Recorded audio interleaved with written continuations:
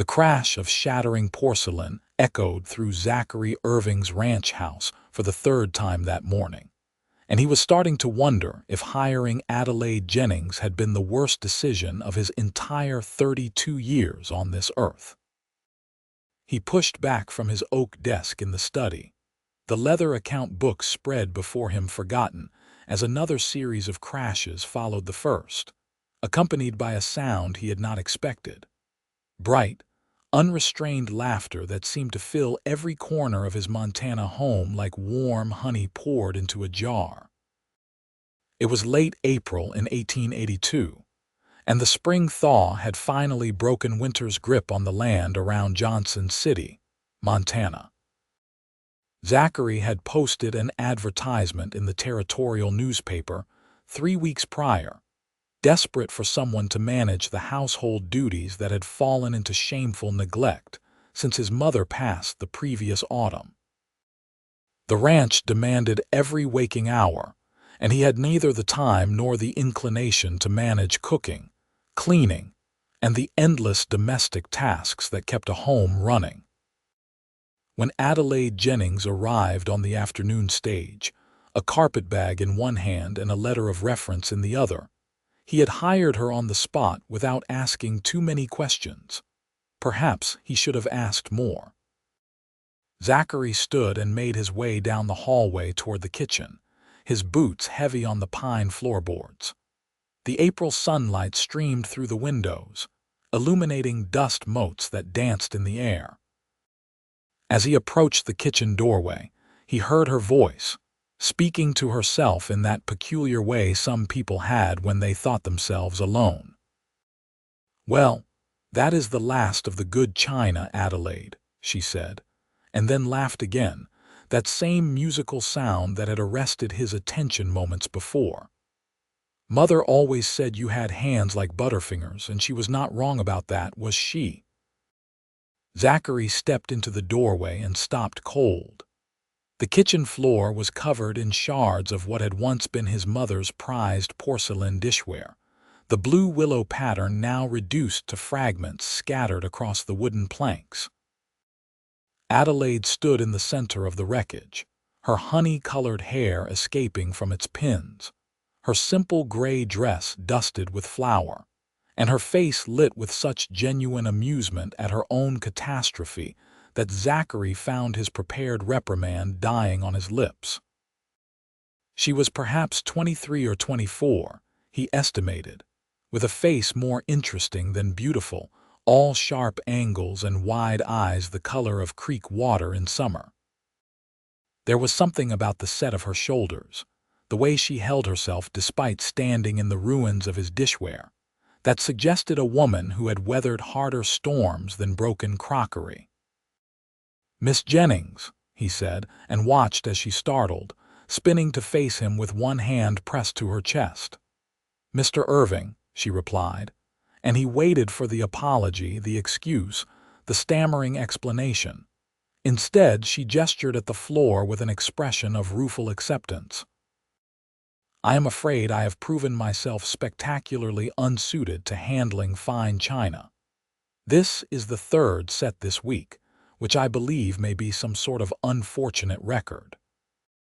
"That was my mother's china," Zachary said, trying to work up proper anger and finding it strangely difficult in the face of her honest admission. "I know," Adelaide said, and now genuine regret flickered across her features. "I am truly sorry, Mr. Irving.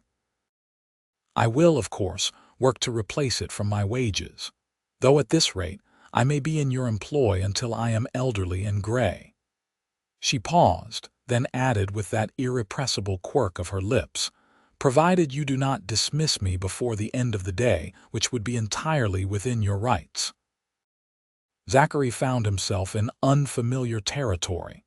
He had expected tears or excuses, not this straightforward acknowledgment paired with self-deprecating humor. "How exactly did you manage to break all of these?" he asked, genuinely curious now. Adelaide's cheeks colored slightly. "I was attempting to wash them when a spider descended from the ceiling directly in front of my face. I may have reacted with more vigor than was strictly necessary, which resulted in the washing basin overturning and taking the dish rack with it. The spider, I am pleased to report, survived the encounter entirely unscathed. Despite himself, despite the loss of his mother's china, despite the fact that this woman had destroyed more of his household goods in 3 days than had been broken in the previous 3 decades, Zachary felt a smile tugging at the corners of his mouth. "You are afraid of spiders." "Terrified," Adelaide admitted cheerfully. "Also mice, though I am working on that particular fear out of sheer necessity, given that this is a ranch. Snakes do not bother me overmuch, which I realize is backwards of most people, but there you have it. We cannot choose what frightens us, I suppose." Zachary leaned against the doorframe, crossing his arms over his chest. "Your letter of reference said you had extensive experience managing a household." "Yes, well," Adelaide said, and had the grace to look somewhat sheepish. "That may have been a slight exaggeration. I managed my father's household, which consisted of him and me in a 2-room apartment above his watchmaker's shop in Chicago. There was not much china to break there, as we ate primarily off tin plates." She met his eyes directly, and he saw no deception there, only a kind of desperate honesty. "I needed this position, Mr. Irving. My father died last winter, and I had no other family and no other prospects. I should have been more truthful in my application, but I was afraid you would not hire me if you knew I had no real experience." The kitchen fell silent except for the ticking of the clock on the wall and the distant lowing of cattle from the pastures beyond. Zachary studied the woman before him, this Adelaide Jennings who broke dishes and laughed at her own misfortune, and admitted her deceptions with disarming frankness. He should dismiss her. Any reasonable rancher would send her packing on the next stage out of Johnson City. The problem was, he had not heard laughter in this house since his mother died. The silence had been oppressive, broken only by the sounds of ranch work and his own solitary meals. "Can you cook?" he asked finally. Adelaide brightened. "Yes, actually, quite well if I may say so. My father was particular about his meals, and I learned from an Italian woman who lived below us. I make an excellent beef stew, and my bread is light enough to float, though I realize that sounds like boasting. Can you mend clothing? Adequately. My stitches are neat, if not artistic. Can you manage the household accounts? My father was a watchmaker, Mr. Irving. I can calculate to 3 decimal places and balance books in my sleep." Zachary pushed off from the doorframe and walked carefully across the kitchen, his boots crunching on porcelain shards, until he stood a few feet from where Adelaide waited with visible tension in her shoulders. Up close, he could see the small scar above her left eyebrow, the calluses on her fingers that spoke of hard work, the intelligence in those Summer Creek eyes. "Here is my proposal, Miss Jennings," he said. "You will continue as my housekeeper. However, you will eat off tin plates, as will I, since you have effectively eliminated the china as an option. You will cook, clean, mend, and manage the household accounts. You will not, under any circumstances, handle anything fragile or valuable. And in exchange, I will provide you with room, board, and wages of $20 per month." Adelaide's eyes widened. "That is more than your advertisement offered." "The advertisement offered $15 and the use of the good china," Zachary said dryly. "Since the china is now decorating my kitchen floor, I figure the extra $5 is a fair trade." For a moment, he thought she might cry. But instead, Adelaide laughed again, that wonderful, uninhibited sound that seemed to chase the shadows from the corners of the room. "You have yourself an arrangement, Mr. Irving," she said, extending her hand for him to shake. Her grip was firm, her palm warm against his, and Zachary felt something shift in his chest, some long dormant part of himself stirring to life. He released her hand quickly and stepped back. "I will leave you to clean up this mess," he said. "There is a broom in the pantry. We eat at 6 o'clock sharp." "Yes, sir," Adelaide said, already turning toward the pantry with purpose in her step. Zachary retreated to his study, but found he could not concentrate on the account books before him. His mind kept wandering to the woman in his kitchen, to the sound of her laughter, to the honest way she had admitted her failures. He had spent the months since his mother's death moving through his days like a man in a fog, going through the motions of running the ranch without truly being present. Now, for the first time since the funeral, he felt something other than the dull ache of loss. The next several weeks passed in a rhythm that was both chaotic and strangely comfortable. Adelaide proved true to her word about her cooking skills. Her beef stew was indeed excellent, rich with vegetables from the root cellar and seasoned with herbs she found growing wild near the creek. Her bread was a revelation, far superior to anything Zachary could have managed himself. She rose before dawn to stoke the stove and have coffee ready when he came down for breakfast, and she managed the household with an efficiency that would have been impressive if not for her spectacular talent for breaking things. It was not just dishes, though there were no more dishes left to break. She shattered a lamp while cleaning the parlor, dropped a crock of preserved peaches that exploded across the cellar floor, and somehow managed to break 3 window panes in the upstairs hallway through a series of mishaps involving a broom, a startled cat that had wandered in from the barn, and what she described as an unfortunate chain of events best not examined too closely. Through it all, she laughed.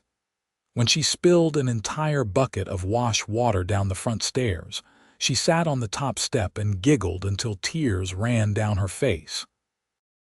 When she tore a hole in Zachary's best shirt while mending a small seam, she held it up to the light, examined the damage, and declared it an excellent opportunity to practice my darning skills on something important. Her laughter was infectious. Zachary found himself smiling more, even chuckling on occasion when she recounted her daily disasters over supper. The ranch hands, too, seemed charmed by her. She learned all their names within the first week, and somehow coaxed taciturn old Jim Hawthorne into telling stories of his days riding the cattle trails up from Texas. Young Pete Morrison, barely 18 and shy as a new colt, blushed furiously whenever she thanked him for bringing in firewood. It was Pete who brought the news one evening in mid-May, bursting into the kitchen where Zachary and Adelaide were finishing supper. "Boss," he said, breathless and wide-eyed. "Riders coming up the road. Strangers, looks like, 6 or 7 of them." Zachary was on his feet immediately, his hand going instinctively to the rifle mounted above the door. Strangers were not uncommon, but a group that size approaching at dusk was worth investigating. "Stay inside," he told Adelaide, then followed Pete out into the yard. The riders came to a halt at the fence line, their horses dusty and worn from hard travel. The man in front, a lean figure with a salt and pepper beard and hard eyes, raised one hand in a gesture that might have been greeting or warning. "This the Irving Ranch," the man called. "It is," Zachary replied, keeping his rifle lowered but ready. "What is your business here?" "Name is Carson. We are driving cattle up to the railhead in Helena, ran into some trouble south of here. Lost most of our supplies when a wagon went into a ravine. We are hoping to buy some provisions if you can spare them. We will pay fair price." Zachary studied the men carefully. They had the look of legitimate cattlemen, worn and tired but not threatening. Still, caution was warranted. "How many head are you driving?" "About 200. Small operation, but it is ours." Carson gestured to the men behind him. "This is my crew.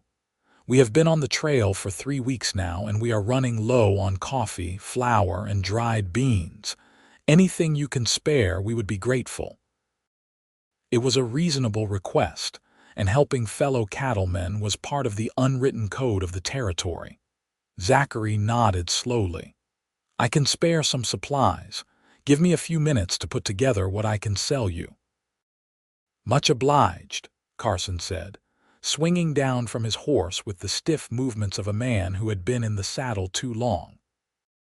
Zachary turned to head back to the house and nearly collided with Adelaide, who had ignored his instruction to stay inside and was standing on the porch with her arms crossed. "They need food," she said.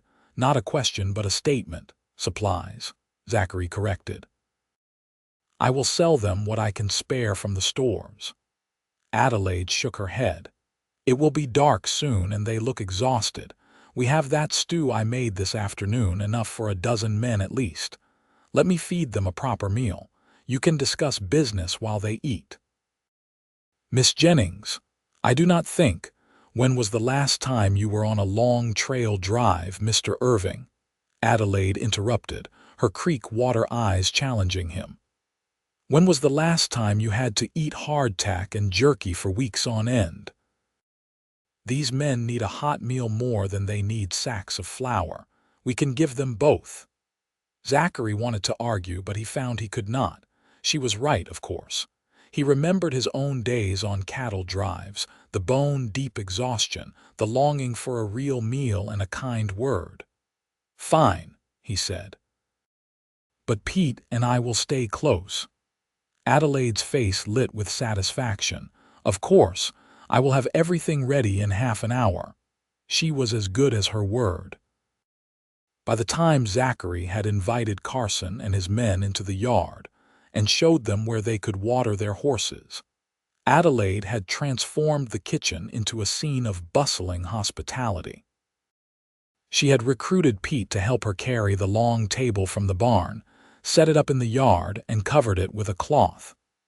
The massive pot of stew was heating on the stove, and she was slicing bread with quick, efficient movements. The cattlemen ate with the focused intensity of truly hungry men, and Zachary watched Adelaide move among them, refilling bowls and cups, asking about their journey, laughing at their trail stories. Carson, who had been all business when negotiating for supplies, softened under her attention, telling her about his ranch in Wyoming and the wife who was waiting for him to return. "You have got yourself a fine woman here," Carson said to Zachary, gesturing at Adelaide with his coffee cup. "Good cook, good heart. You are a lucky man." "She is my housekeeper," Zachary corrected, aware of Adelaide's sudden stillness as she poured coffee for one of the other men. "Ah," Carson said, and something knowing flickered in his eyes. "Well, if you have got any sense, you will change that before some other man notices what you have got right under your nose." The words stayed with Zachary long after the cattlemen had ridden on, their saddlebags full of supplies and their bellies full of Adelaide's stew.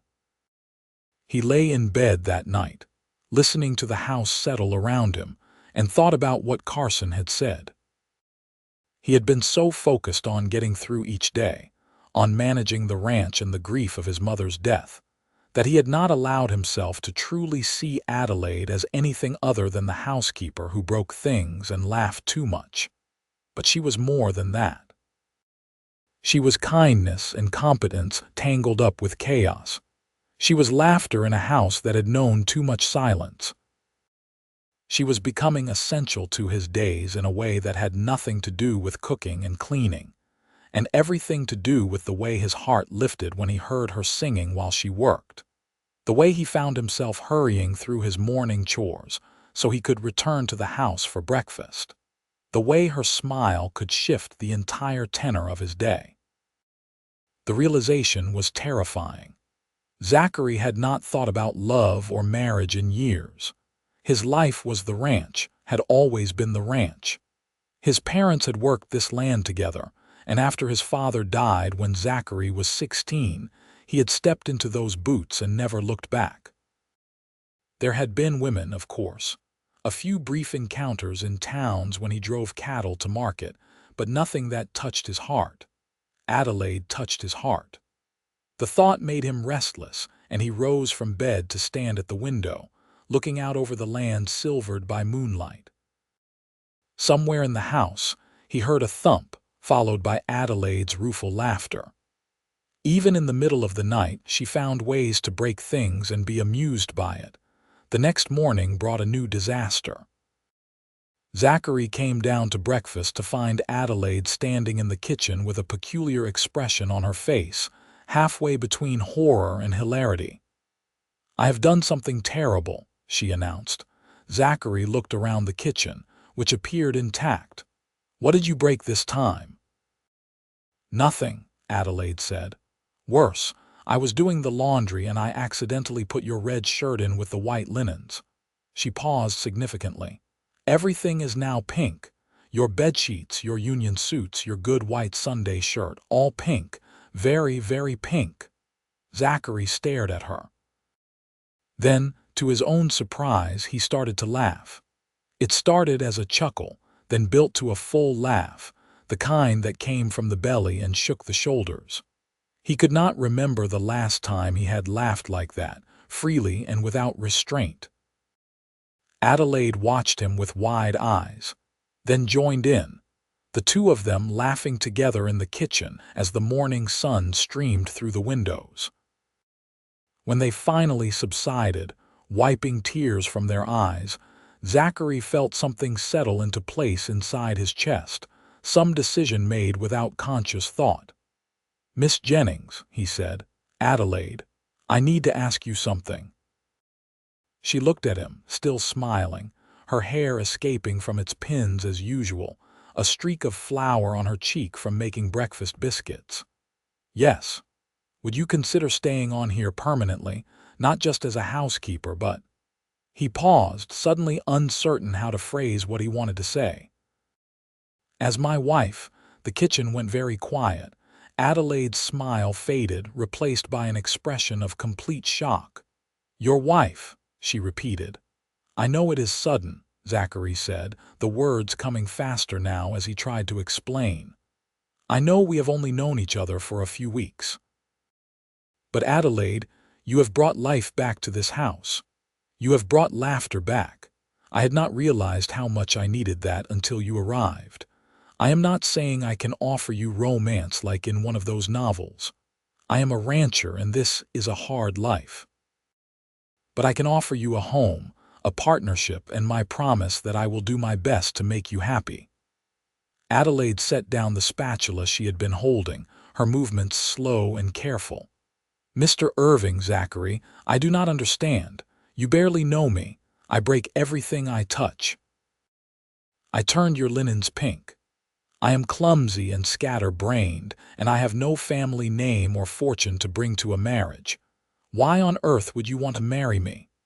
Zachary stepped closer, close enough that he could see the flecks of darker blue in her eyes, the rapid pulse at her throat. "Because when I hear you laugh, I feel like I can breathe again. Because you fed a group of trail-worn cattlemen without a second thought. Because you sat on the stairs and laughed when you spilled water instead of crying about the mess. Because in 3 weeks, you have made this house feel like a home again." He paused, then added softly, "Because I think I am falling in love with you, and I do not want to lose you to some other man who sees what I see." Adelaide's eyes filled with tears, but she was smiling again, that brilliant smile that lit her entire face. "You are falling in love with me, truly, truly," Zachary confirmed, "though I reserve the right to be frustrated when you break things." Adelaide laughed, a watery sound mixed with tears. "I am falling in love with you too," she said. "I did not want to admit it because I thought it was foolish, falling for my employer, but I wake up every morning excited to see you at breakfast. I find excuses to bring you coffee while you work. I practice conversations with you in my head while I knead bread." She wiped at her eyes with the back of her hand. "I would be honored to be your wife, Zachary Irving, pink linens and all." Zachary closed the distance between them and took her hands in his, hardly daring to believe this was happening. "We should do this properly. There is a preacher in Johnson City who comes through once a month. He is due next week. That would give you time to change your mind if you realize this is a terrible idea." "I will not change my mind," Adelaide said firmly. "But yes, let us do it properly. Give me a week to make a dress that is not covered in flower stains, and to perhaps break a few more things so you know exactly what you are getting into." The week that followed was a blur of preparation and anticipation. Adelaide threw herself into cleaning the house from top to bottom, despite Zachary's protests that it was not necessary. She was determined, she said, that their wedding day would find the ranch house in perfect order, even if she had to work 18-hour days to achieve it. The ranch hands, when they heard the news, reacted with enthusiasm.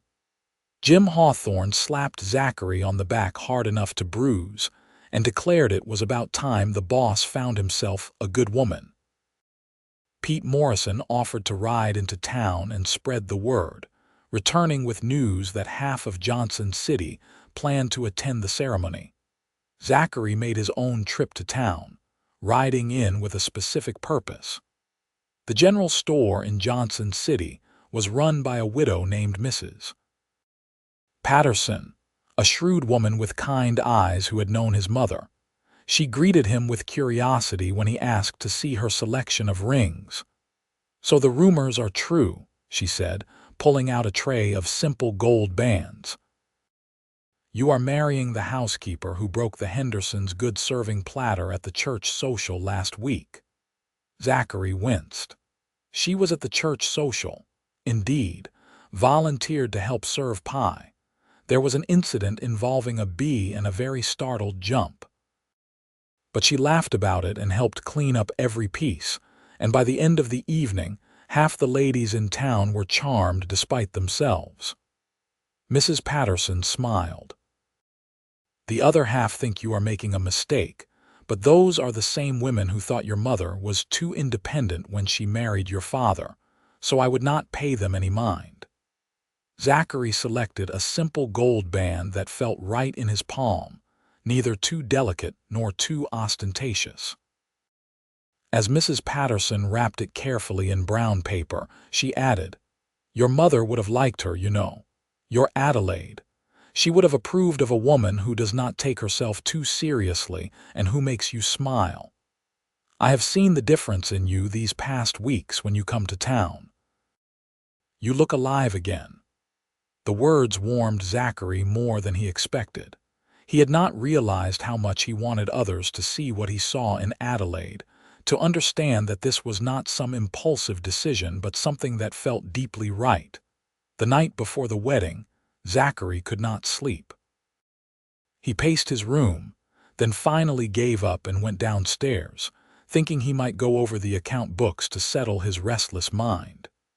He was surprised to find a light burning in the kitchen and Adelaide sitting at the table, wrapped in a shawl, working on something by lamplight. "Cannot sleep either?" he asked from the doorway. She looked up, startled, then relaxed when she saw him. "I am too nervous. I keep thinking I will trip on my way to the altar or accidentally say the wrong words or somehow set the church on fire through sheer force of calamity." Zachary crossed to the table and sat down across from her. In the lamplight, with her hair loose around her shoulders and her face bare of its usual sunny expression, she looked younger and more vulnerable. "What are you working on?" Adelaide held up the fabric in her hands and he saw it was a handkerchief, edged with delicate embroidery. "I am stitching our initials," she said. "A and Z. I thought I might carry it tomorrow, something of my own making.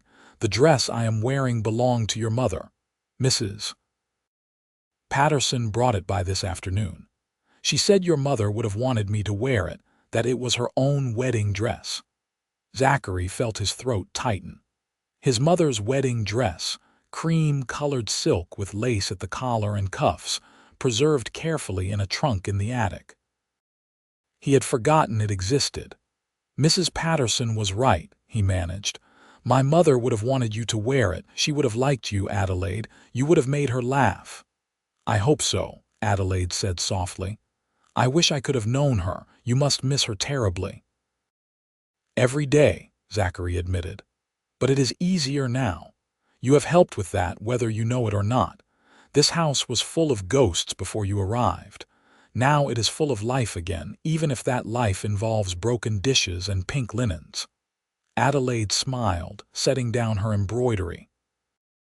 "Zachary, are you certain about this? It is not too late to change your mind. I would understand if you woke up and realized you were about to marry the clumsiest woman in Montana." Zachary reached across the table and took her hand, marveling at how natural it felt, how right.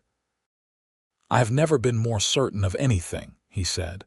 "You could break every possession I own and I would still want to marry you. I would still choose you, every single day." Tears welled in Adelaide's eyes, catching the lamplight. "I love you," she said, and the simple words held a weight that made Zachary's chest ache in the best possible way. "I love you too," he replied, and knew with bone-deep certainty that it was true.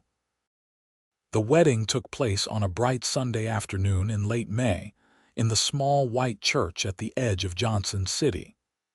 The building was packed with ranchers and townspeople, far more than Zachary had anticipated.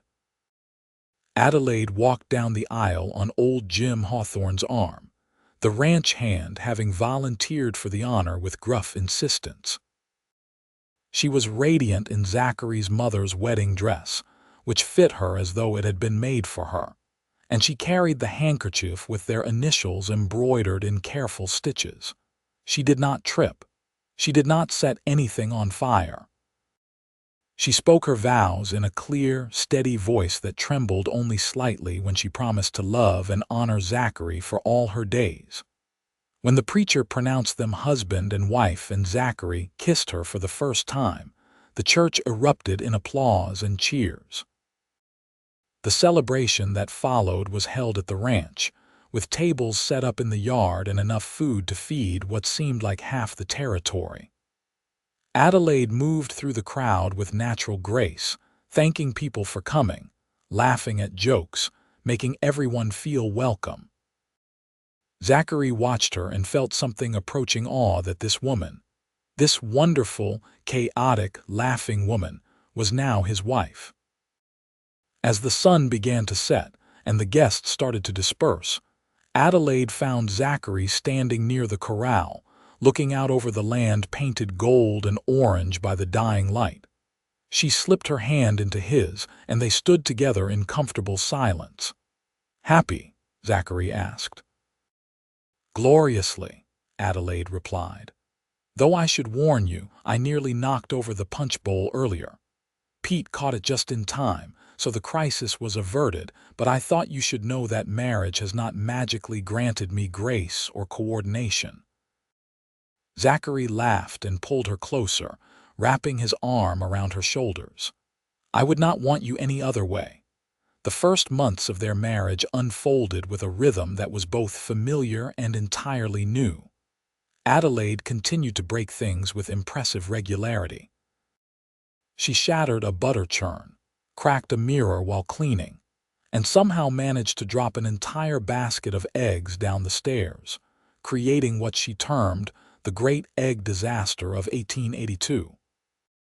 Through it all, she laughed, and Zachary found himself laughing with her, finding joy in the chaos rather than frustration. But there were quiet moments too, moments that Zachary treasured.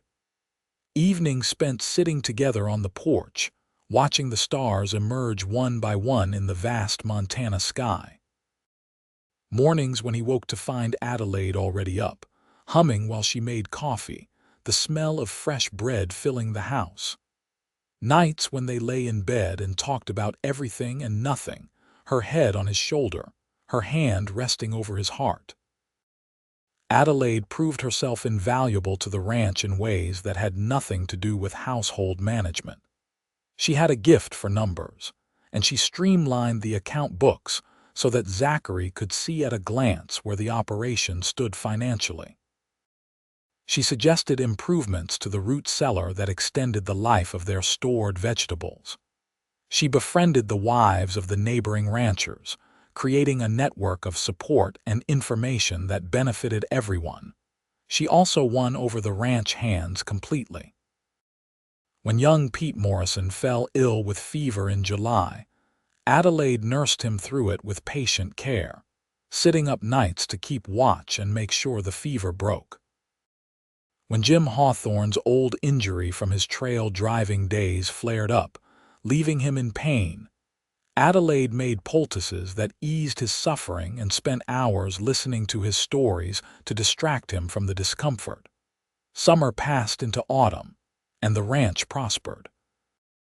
Zachary sold a large herd of cattle at excellent prices, and he surprised Adelaide by using part of the profit to hire a young woman from town to help with the heavier household chores. Adelaide protested at first, insisting she could manage, but Zachary was firm. "You are my wife, not just my housekeeper," he said. "And you are also managing the accounts and a dozen other things that keep this ranch running. Let Mary help with the washing and the heavy cleaning. You can focus on what you are good at and what you enjoy." Adelaide had kissed him for that, a long, sweet kiss that made his pulse race even after months of marriage. "Have I told you lately that I love you?" she asked when they finally broke apart. "Not in the last hour," Zachary teased. "I was beginning to wonder." "I love you," Adelaide said, laughing. "I love you, I love you, I love you. There, that should hold you for a while." In September, Adelaide began to suspect she was pregnant. She did not tell Zachary immediately, waiting until she was certain, until the doctor who rode out from Johnson City confirmed what she already knew.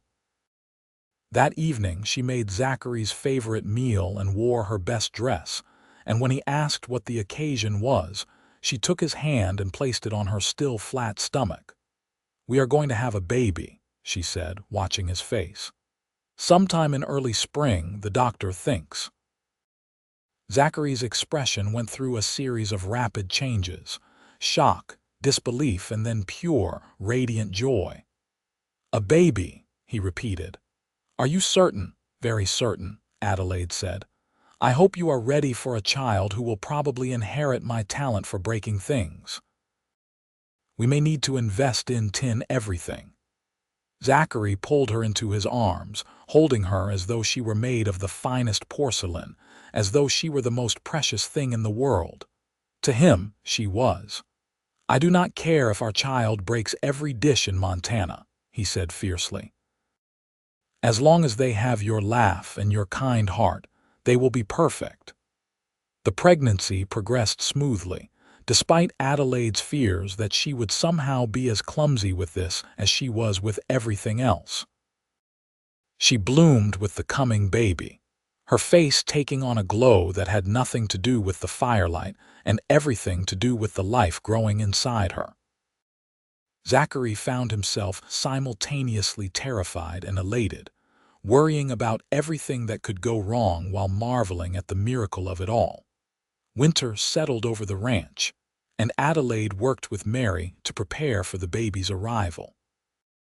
They set up a cradle in the bedroom, made tiny clothes, and stocked supplies for the birth. The neighboring women, led by Mrs. Patterson from the general store, rallied around Adelaide, offering advice and support and promises to be there when the time came.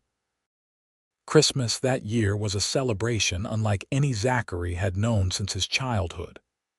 Adelaide insisted on decorating the house with pine boughs and ribbons, and she made enough food for a small army, even though it was just the two of them, and the ranch hands for dinner. She gave Zachary a watch chain she had made herself, the leather tooled with intricate designs. He gave her a music box he had ordered from a catalog, one that played a waltz and made her cry with happiness. "I am sorry," she said, wiping at her tears with her handkerchief, the one with their initials embroidered on it. "I cannot seem to control my emotions these days. Everything makes me cry." "Happy tears?" Zachary asked, pulling her close. "The happiest," Adelaide confirmed. The baby arrived on a cold March morning in 1883, announced by Adelaide's quiet wake-up call to Zachary that it was time. The labor was long and difficult, and there were moments when Zachary, pacing in the hallway while Mrs. Patterson and the doctor attended Adelaide, thought he might lose his mind with worry. But Adelaide was strong, stronger than he had given her credit for, and when the baby's cry finally echoed through the house, he nearly collapsed with relief. Mrs.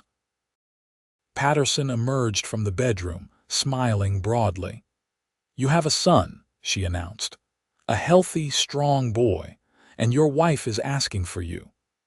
Zachary entered the bedroom to find Adelaide propped against the pillows, exhausted but radiant, holding a tiny bundle wrapped in soft blankets. She looked up at him with such love in her eyes that he felt his own eyes sting with tears. "Come meet your son," she said softly. Zachary sat carefully on the edge of the bed and looked down at the baby in Adelaide's arms. He was perfect, with a dusting of dark hair and a face scrunched up in newborn indignation at being thrust into the cold world. As Zachary watched, the baby yawned, a tiny, perfect gesture that made his heart swell to almost painful proportions. "He is beautiful," Zachary said, his voice rough with emotion. "You are beautiful. I love you so much, Adelaide." "I love you too," Adelaide replied. "What should we name him?" They had discussed names throughout the pregnancy but had never quite settled on one. Now, looking at his son, Zachary thought of his father, the man who had built this ranch and loved this land and died too young. "What about William?" he suggested. "After my father, William Irving." Adelaide smiled. "William," she said, testing the name. "Yes, I like that." "William Irving, you have no idea what an adventure your life is going to be, growing up with me as your mother." The baby chose that moment to sneeze, a tiny sound that made both Zachary and Adelaide laugh. "I think he is going to fit right in," Zachary said. The weeks after William's birth were a blur of sleepless nights and constant worry and overwhelming love. Adelaide took to motherhood with the same combination of chaos and competence she brought to everything else. She dropped a bottle of milk on her first attempt at feeding, laughed at herself, cleaned it up, and succeeded on the second try. She sang to William constantly, lullabies and silly songs that made Zachary smile when he heard them from other rooms. Spring arrived, bringing new life to the ranch. The cattle moved to higher pastures, calves gamboled in the fields, and Adelaide carried William outside on warm afternoons, showing him the mountains and the sky and the wide Montana landscape that would be his inheritance. One evening in May, almost exactly a year after their wedding, Zachary came in from the fields to find Adelaide sitting on the porch, William asleep in her arms, watching the sunset paint the sky in shades of rose and gold. "This is my favorite time of day," she said, as Zachary sat down beside her. "When the work is done and we can just be together, the three of us." Zachary put his arm around her, careful not to jostle the sleeping baby. "Do you ever regret it?" he asked. "Answering that advertisement, coming all the way to Montana to work for a stranger." Adelaide turned to look at him, her creek water eyes clear and full of love. "Regret it? Zachary, it was the best decision I ever made. I came here with nothing, no family, no prospects, no idea what I was doing. I broke your mother's china and turned your linens pink and probably cost you a small fortune in replaced household goods. And you still chose me. You still loved me. How could I possibly regret that? I chose you because of who you are, not in spite of it," Zachary said. Your laughter, your kindness, your ability to find joy even in disasters. That is what I fell in love with. That is what I will always love." Adelaide leaned her head against his shoulder, and they sat together in the fading light, their son sleeping peacefully between them, the land stretching out before them in all its rugged beauty. Somewhere in the distance, a coyote called, and the wind rustled through the grass, carrying the scent of sage and possibility. "You think William will inherit my clumsiness?" Adelaide asked, a note of amusement in her voice. "Probably," Zachary said. "But he will also inherit your laugh and your kind heart. And I will teach him about ranching, and you will teach him about finding joy in everyday moments, and between the two of us, he will turn out just fine. Even if he breaks things. Especially if he breaks things," Zachary confirmed. "It will remind him that perfection is overrated, and that the best things in life often come with a little chaos attached." Adelaide laughed, that wonderful sound that had first captured Zachary's attention and his heart. "I love you, Zachary Irving. Thank you for seeing past the broken dishes." "I love you, Adelaide Irving," Zachary replied. "Thank you for bringing laughter back into my life." The years that followed were full and rich, marked by the rhythms of ranch life and the growth of their family. William proved to be a sturdy, cheerful child who did indeed inherit some of his mother's clumsiness, but also her infectious laugh. He broke his share of things as he grew, but Zachary had long since learned that broken objects were a small price to pay for a house full of life and love. When William was 2, Adelaide gave birth to a daughter they named Caroline, who had her mother's creek water eyes and her father's steady temperament. 2 years after that came another son, Thomas, who was adventurous from the moment he could crawl, keeping Adelaide constantly on her toes. The ranch continued to prosper under Zachary's management and Adelaide's financial acumen. They expanded their holdings, hired more hands, and became pillars of the Johnson City community. Adelaide organized church socials and helped establish a school for the area children.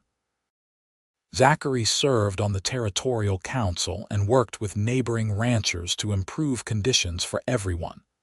But no matter how busy they became, they always made time for each other. Evening walks after the children were in bed. Saturday afternoons spent riding out to check the far pastures together. Quiet moments stolen in the midst of chaos, a touch of hands, a shared smile across a crowded room. Adelaide never did become graceful. She broke a dish at the church social every year without fail, to the point where it became something of a tradition, with people taking bets on what would shatter. She once dropped an entire wedding cake at a neighbor's celebration, creating a disaster that became legendary in Johnson City. Through it all, she laughed, and the community loved her for it.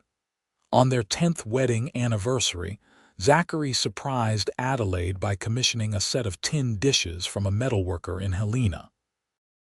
They were beautifully crafted, each one engraved with a tiny image, a laughing face, a broken plate, a heart. When Adelaide unwrapped them, she cried and laughed at the same time. "They are perfect," she said. "Absolutely perfect. I cannot break tin, can I? You will find a way," Zachary teased. "But at least it will be harder." That evening, after the children were asleep and the house was quiet, they sat together in the parlor, the room lit by lamplight and the glow of the fire. Adelaide was mending one of William's shirts, her stitches neat and careful despite her general clumsiness with other tasks. Zachary was reviewing some papers, but he found his attention wandering to his wife, to the familiar way she bit her lower lip when concentrating, the way her hair caught the firelight. "What are you looking at?" Adelaide asked, glancing up and catching him watching her. "You," Zachary said simply. "I was thinking about the day you arrived, how you broke all that china and laughed about it, how I thought you were the most chaotic person I had ever met. And now, Adelaide prompted, setting aside her mending. Now I know you are the most chaotic person I have ever met, Zachary said with a grin. But you are also the best thing that ever happened to me. I would not change a single broken dish, a single spilled bucket, a single pink linen. All of it led to this. To you, to our children, to this life we have built together. Adelaide moved to sit beside him, curling into his side the way she had done thousands of times before. I used to think I was broken, she said quietly, because I could not seem to do anything without making a mess. But you saw something else. You saw me, really saw me, and you loved me anyway. You gave me a home and a family and a purpose. You gave me everything. Zachary kissed the top of her head, breathing in the familiar scent of her hair, lavender soap and sunshine. You gave me everything too, he said. You gave me laughter when I had forgotten how to smile. You gave me hope when I was drowning in grief. You gave me a reason to wake up excited about each day, even if that day might involve broken crockery and pink laundry. They sat together in comfortable silence, the fire crackling, the clock ticking, the house settling around them. Outside, the Montana night was clear and cold, stars scattered across the sky like diamonds on black velvet. Somewhere in the children's rooms, one of them stirred and then settled back to sleep. You ever wonder what your life would have been like if you had not hired me? Adelaide asked. Zachary considered the question seriously. I suppose I would have hired someone else eventually. Someone competent and careful and sensible.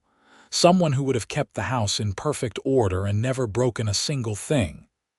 And been perfectly miserable, Adelaide finished. And been perfectly miserable, Zachary agreed. I did not know what I needed until you arrived. I thought I needed efficiency and order. What I actually needed was chaos and laughter, and someone who could teach me that broken things are not the end of the world. Adelaide turned to face him, her eyes serious now. I am going to keep breaking things, you know.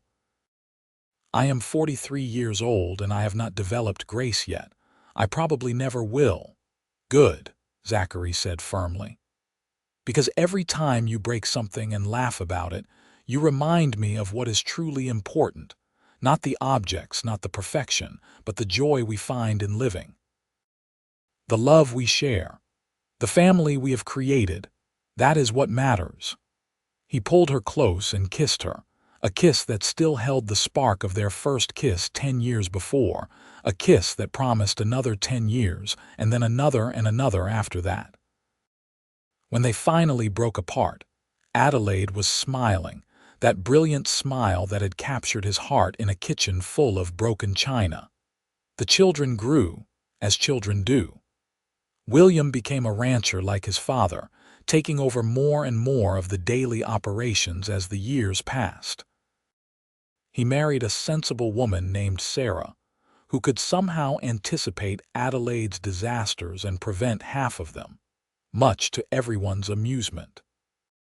Caroline became a teacher, opening her own school in Johnson City, and filling it with the same warmth and laughter her mother had brought to everything she touched. Thomas, the adventurer, went east to study engineering and returned with ideas for improving irrigation and fencing that revolutionized ranching in the territory. Adelaide and Zachary grew older together, their hair turning gray, their faces lined with years of laughter and sun and wind. Adelaide still broke things, though her children and grandchildren learned to keep the truly valuable items out of her reach. Zachary's back grew stiff from decades of ranch work, but he still rode out to check the cattle most days, still took evening walks with Adelaide when the weather permitted. On their 30th anniversary, the family gathered at the ranch for a celebration. The yard was full of children and grandchildren, friends and neighbors, all there to honor the couple who had become something of a legend in Johnson City. There were speeches and toasts, Stories about Adelaide's disasters and Zachary's patience, laughter that echoed across the valley. As the sun began to set, painting the sky in shades of amber and rose, Adelaide and Zachary slipped away from the party, walking hand in hand up to the small hill behind the house where they often went to watch the sunset. From here, they could see the entire ranch spread out before them. The house where they had built their life, the barns and corrals, the cattle grazing in distant pastures, the mountains rising in purple majesty beyond. 30 years, Adelaide said, squeezing Zachary's hand.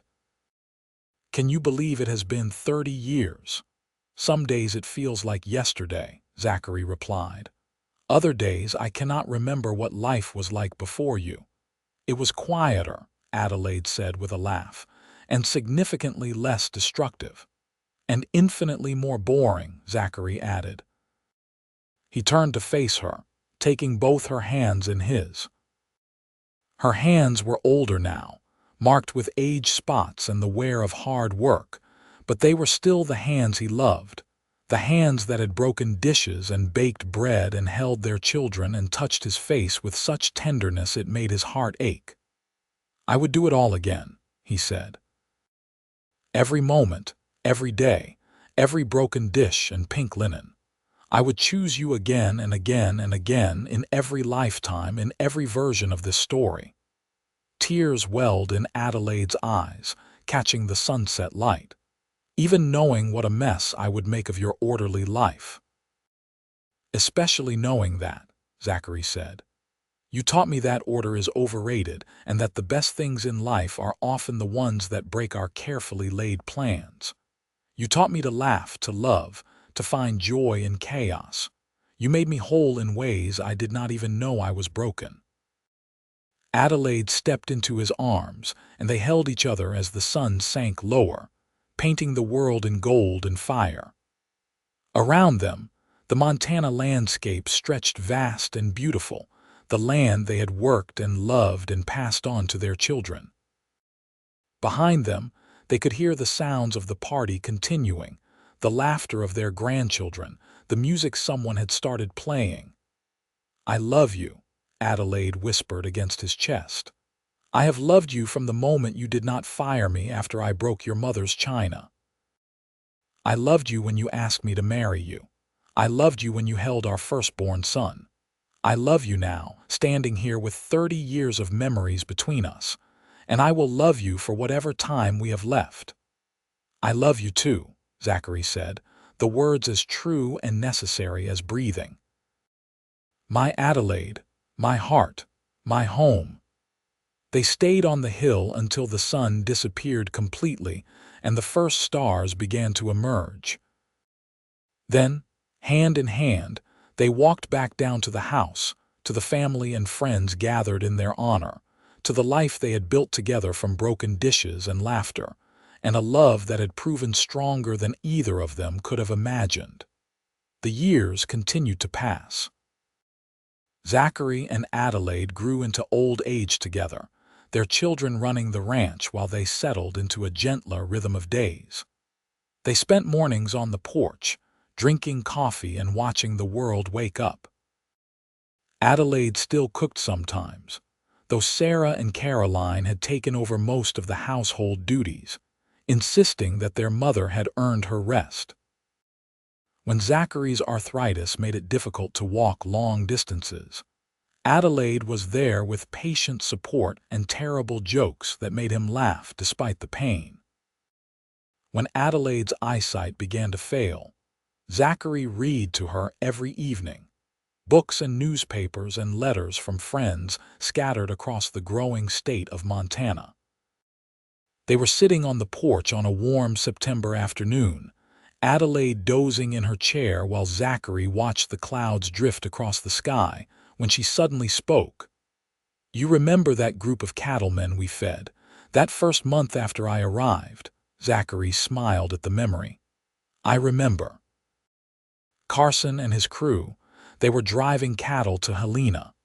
He told you that you should marry me, Adelaide said, opening her eyes and looking at him. He said you would be a fool not to. Do you think he knew that we would end up like this?" "I think he saw what I was only beginning to see," Zachary replied. "That you were special, that you were worth holding on to, that you would make my life better in every possible way."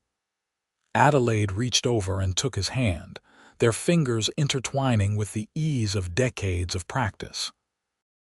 "I am glad you listened to him. I am glad you saw past the broken dishes." "I am glad you said yes," Zachary countered. "I am glad you took a chance on a lonely rancher in Montana who did not know what he was missing until you arrived." They sat together in comfortable silence, the afternoon sun warm on their faces, the sound of their great-grandchildren playing in the yard drifting up to the porch. This was their legacy, Zachary thought. Not the ranch or the land or the buildings, but the family they had created, the love they had nurtured, the laughter that echoed through generations. As the sun began its descent toward the mountains, Adelaide squeezed his hand. "Promise me something," she said. "Anything," Zachary replied. "Promise me that when I am gone, you will remember to laugh. You will remember that broken things can be beautiful.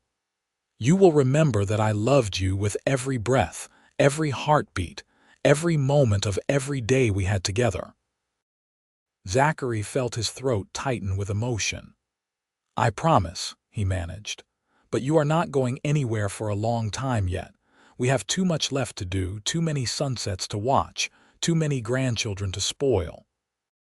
Adelaide smiled, that same brilliant smile that had captured his heart all those years ago in a kitchen full of broken china. "Always the optimist. That is one of the many reasons I love you." They lived several more years together, each day a gift they both treasured. When Adelaide finally passed peacefully in her sleep one winter night, Zachary held her hand and told her he loved her one last time. He grieved deeply, as any man would grieve the loss of his heart, but he also remembered his promise. He remembered to laugh, even through the tears. He told stories about her disasters and her kindness, and her irrepressible joy to anyone who would listen. He kept the tin dishes she had loved, using them every day and thinking of her smile. He watched the grandchildren and great-grandchildren grow and saw pieces of Adelaide in all of them.